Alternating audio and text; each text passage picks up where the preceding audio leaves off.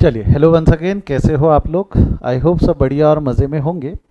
Class, आज का session मैंने आपका इसलिए कॉल किया है सो दैट कि मैं आपको बता दूं कि जब आपका पेपर रहने वाला है, how you are going to plan it accordingly. एक क्विक रिकैप करवा रहा हूँ। पेपर सॉल्व करने का तरीका मैंने आपको बताया था। You are going to solve it into 3 phases, A B C, 3 phases रहेंगे।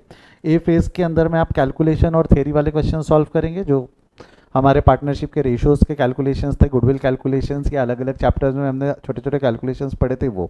बी पार्ट में आप जर्नल एंट्री वाले क्वेश्चंस जो बेसिकली टैली नहीं होते, ऐसे क्वेश्चंस आप बी पार्ट में सॉल्व करेंगे। सी पार्ट में आप वो क्वेश्चन सॉल्व करेंगे जो टैली होते हैं। तो जैसे ही आपके हाथ में पेपर आता है, आप लोग क्वेश्चंस के सामने कैटेगरी लिख देंगे कि ये ए कैटेगरी का, ये बी का है, ये सी का है, वगैरह 3 कैटेगरी में डिवाइड करेंगे। पेपर सॉल्व करने के लिए you are going to have 3 hours. आपका टारगेट छोटा छोटा सिंपल रहेगा कि पहले 1 घंटे में ए कैटेगरी, दूसरे घंटे में बी कैटेगरी और तीसरे घंटे में सी कैटेगरी। ऐसे 3 घंटे आप 3 कैटेगरीज को डिवाइड करेंगे। आरडी मैं अगर मोटा मोटी बात करूँ तो अराउंड 40 to 45 मार्क्स का क्वेश्चन आपका इस कैटेगरी से आ जाता है। 30 to 35 मार्क का क्वेश्चन इस कैटेगरी से आता है, और रिमेनिंग जो क्वेश्चंस रहते हैं 20 मार्क के आसपास के क्वेश्चंस जो रहते हैं वो इस कैटेगरी के रहते हैं। 20-25 मार्क थोड़े बहुत ऊपर नीचे रह सकते हैं इस क्वेश्चंस के अंदर में नंबर्स। सर, क्वेश्चन पेपर के ऊपर लिख सकते हैं क्या? देखो, टेक्निकली क्वेश्चन पेपर के ऊपर में लिखना अलाउड नहीं है, बट लिख देना, बाद में बोल देना हमको नहीं पता था कि नहीं लिख सकते। पेन से लिख देना या पेंसिल से लिख देना। अगर वो कोई बोलता है वैल्यूअर कि नहीं लिखना था और ये वो, तो मिटा देना, बट लिख देना। ऐसा टेंशन मत लो। सीए वाले पढ़े लिखे रहते हैं। जो इन्विजिलेटर रहते दे आर मेजरली, उसमें जो चीफ इन्विजिलेटर रहता है वो चार्टर्ड अकाउंटेंट रहता है। आप ABCD अगर लिखोगे तो उसको भी समझता है कि तूने तेरा स्ट्रेटेजाइज किया है चीज़ें, तो कोई बहुत ज़्यादा रिस्ट्रिक्ट नहीं करते। They are also well educated, वो भी स्टूडेंट रह चुके हैं। थोड़ा बहुत चलता है, आप पूरा आंसर ही मत लिख देना क्वेश्चन पेपर में।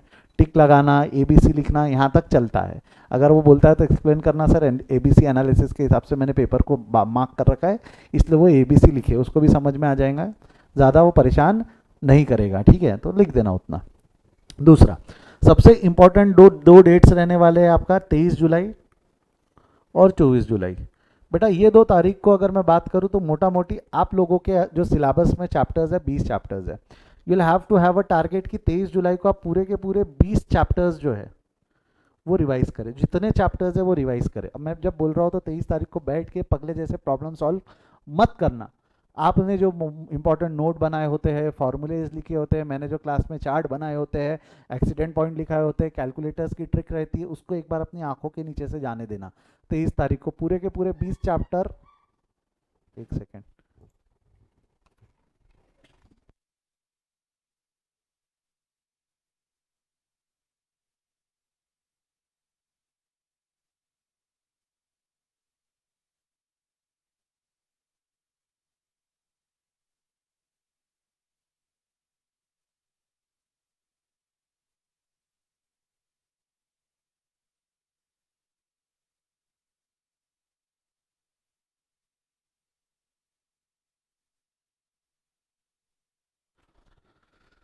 हाँ, मैं क्या बोल रहा हूँ, 23 और 24 को पूरे के पूरे, 23 तारीख को पूरे के पूरे 20 चैप्टर एक बार आपकी आंखों के नीचे से जाना ज़रूरी है।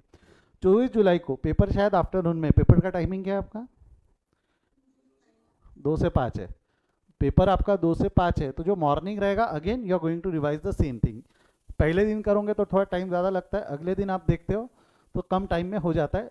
ये तारीख को, 24 तारीख को कुछ भी हो जाए, आप कोई भी प्रॉब्लम सॉल्व नहीं करोगे, कुछ भी हो जाए, क्योंकि आपने एक हाथ प्रॉब्लम सॉल्व किया, नहीं जमा सुबह सुबह, पेपर के सुबह सुबह अगर वो प्रॉब्लम नहीं जमा, वो पेपर से पहले ही प्रेशर क्रिएट कर देगा। This will be time only utilized to revise your formulas. अगर कोई चैप्टर में फॉर्मूला है, फॉर्मैट, कैलकुलेटर ट्रिक्स, कैलकुलेशंस, बस उतना ही पढ़ोगे। फ्लो चार्ट्स, जर्नल एंट्रीज, कोई प्रॉब्लम बैठ के सॉल्व नहीं करोगे 24 तारीख को। 23 को इक्के दुक्के प्रॉब्लम सॉल्व करने की इच्छा होंगी तो करना, बट टाइम मैनेज करना। हार्डली आपके पास में, ईमानदारी से बोलो तो 8 से 10 घंटा ही रहता, उससे ज़्यादा आप पढ़ नहीं पाओगे। हर चैप्टर को आधी आधी घंटे के ऊपर दो, आधी आधी घंटे के ऊपर ना दो।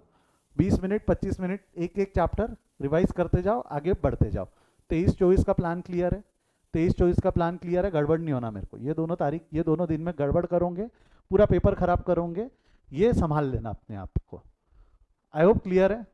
कैलकुलेटर्स चेक करके जाना, पेन वेन चेक कर, ये तो बहुत बेसिक चीज़ है। पेन अपना रखना, कैलकुलेटर्स चेक करके जाना।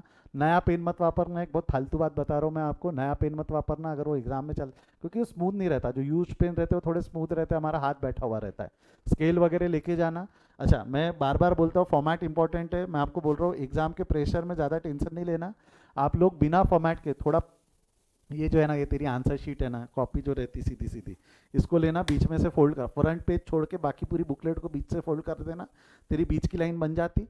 यहाँ आड़ी आड़ी लाइन नहीं भी मारा, सीधा सीधा हेडिंग दिया और बना लिया तो भी चलता है।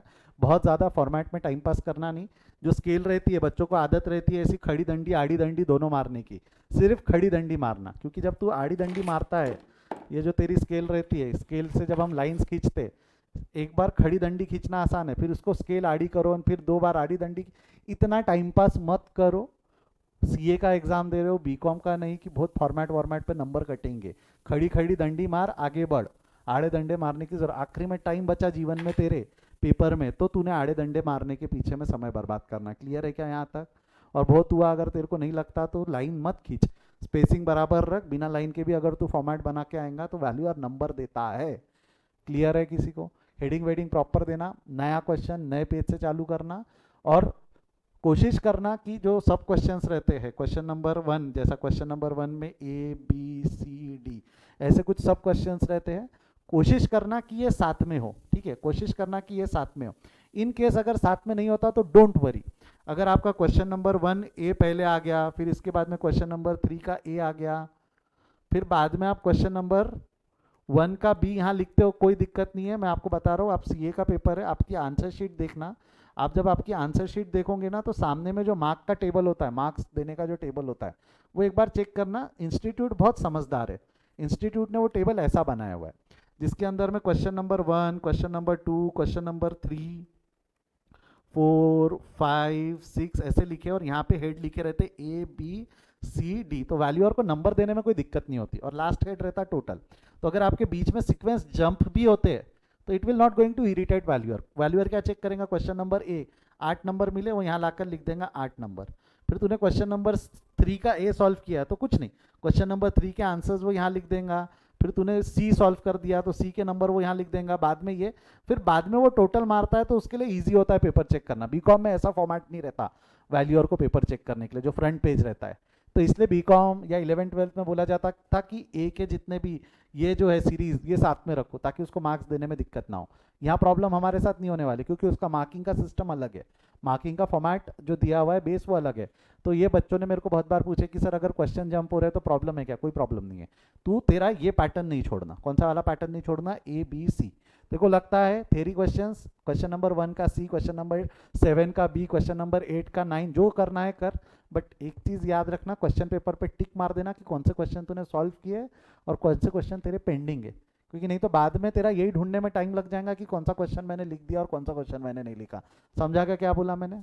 समझा क्या बोला मैंने? बोल हाँ या ना। क्लियर है किस तरीके से आप लोगों ने इस क्वेश्चन को, पेपर को हैंडल करना है? आई होप सभी को कोई दिक्कत नहीं है। और कुछ जानना है तो एक बार पूछ लो, और कुछ चीज़ें जाननी है आपको मेरे से तो पूछ लो। कुछ बच्चों का बोलना था कि सर हमको कुछ डाउट थे। क्या डाउट थे? पूछ लो बेटा। हाँ सुचेत, बोल जोर से। हाँ, एक सवाल मुझसे पूछा गया है कि सर जर्नल एंट्रीज में नरेशन इंपॉर्टेंट है क्या? वो डिपेंड करता है नंबर ऑफ क्वेश्चन में कितने नंबर का है। मेरे हिसाब से 2 वर्ड 3 वर्ड का नरेशन लिख देना, बीइंग लिख के कुछ तो भी लिख देना। सीए में बहुत ज़्यादा नंबर कटेंगे नरेशंस के लिए, ऐसा मुझे लगता नहीं। पेपर टाइम नहीं बचा तो नरेशन अवॉइड करना, बट नरेशन के पीछे बहुत समय बर्बाद नहीं करना। ठीक है, और कुछ? नरेशन इंपॉर्टेंट है, if you ask me, narration important है, क्योंकि अगर नरेशन इंपॉर्टेंट नहीं रहता है तो सीए इंस्टीट्यूट उन क्वेश्चंस के साथ में लिख देती है विदाउट नरेशंस, नहीं तो फिर नरेशन लिखने पड़ते हैं। और कुछ? नहीं, पेपर के रिलेटेड डाउट होगा तो पूछ लो, टॉपिक वाइज डाउट होगा तो मैं वीडियो पॉज करके उस पर चले चलते हैं फिर। ठीक है, और कोई नहीं है? पेपर को लेके सभी क्लियर है? पेपर को लेके सभी क्लियर है? चलिए, ऑल द बेस्ट। पेपर के बाद जो भी जैसा भी रहे, एक बार वो पेपर बगल में रखना और अगले पेपर की तैयारी चालू कर देना। इसमें टाइम पास मत करना। बस हाँ, एक मेरे को पेपर से निकल के मैसेज डाल देना, पेपर कैसा गया, अच्छा गया, बुरा गया, सर मज़ा आ गई, या जो भी आपको लगता है एक बार मेरे को फीडबैक दे देना पेपर कैसा रहा, और फिर समय बर्बाद नहीं करोगे, घर पहुंचते पहुंचते अकाउंट्स का पेपर भूल जाना, अगले पेपर की तैयारी चालू करना। 4 पेपर है, हमको सिर्फ एक पेपर का प्रेशर नहीं लेना है, पहला पेपर ही होता है, और हमको अकाउंट से बहुत उम्मीदें होती है। मैं आपको बोल रहा हूँ बहुत ज़्यादा उम्मीदें मत रखो, अननेसेसरी अगले 3 पेपर खराब मत कर देना। ज़्यादा उम्मीद रहती है, हम अचीव नहीं कर पाते तो उसका इम्पैक्ट 3 पे जाता है। तभी सोच के चल भाई, अकाउंट्स में हमको जो मिलेंगे मिलेंगे, हम खुश रहेंगे, उसके आगे बढ़ जाएंगे। क्लियर है? हाया ना? ठीक है, चलिए bye, all the best, take care. कोई दिक्कत रही बिल्कुल, अभी भी हमारे पास 3 दिन का समय है, आप कभी भी मुझसे कोई भी सवाल पूछ सकते हो। ठीक है।